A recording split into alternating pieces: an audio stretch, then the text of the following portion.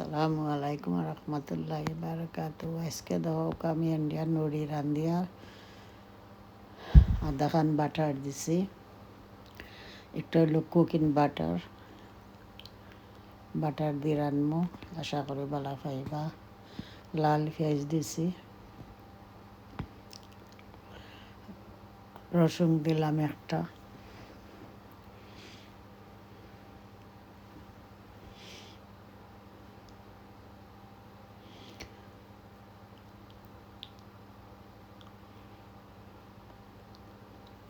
আদা দিমু এখন,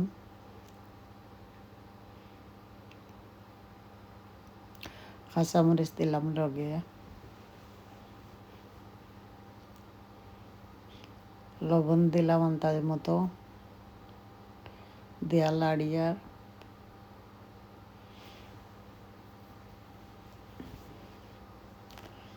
পালা খাইলে আমার চ্যানেলটা সাবস্ক্রাইব করবা, লাইক করবা, শেয়ার করবা।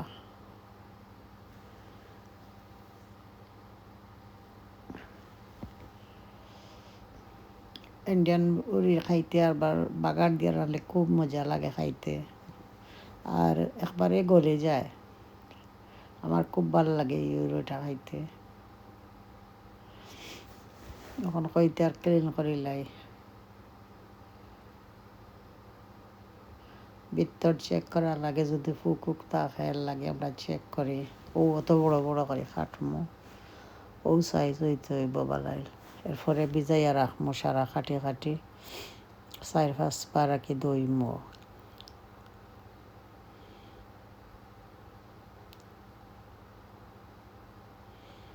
এটা তো আবার বাজি খাইলেও মজা লাগে ইউই তাউরি।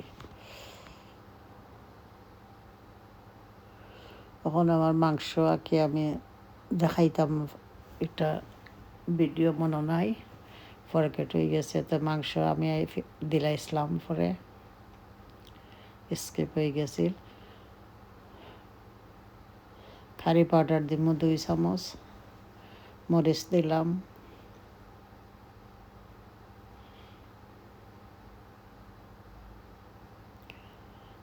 হলুদ দিলাম,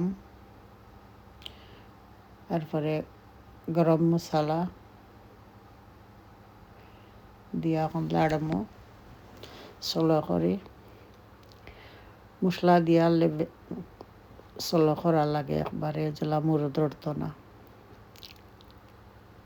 আর আমি ওলা থোড়া করে রান্ধি, এখানে 1 দিনের ভিতরে উঠে যাইতো। আর এসে বেশি ফুরান হইলে খাওয়া যায় না, 1 জন আর 2 জন, তো এর লাগেও বেশি রান্ধি না, আমরাও রান্ধি আলহামদুলিল্লাহ।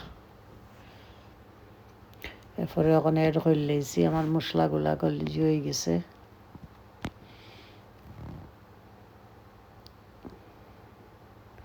সারা ওলা দইয়া আমি এড করবো। খুব মজার তরকারি হয়েছে, আমার এত ভাল লাগছে। এই তরকারি যদি আপনি আটা রুটিতে খাইন খুব মজা লাগবো। আর স্লো করিয়া কুক করেন জানো, 1 ঘন্টা ওলা একবারে রাখি দিলে স্লো করিয়া আপনিও দেখবা হেজে গেছে।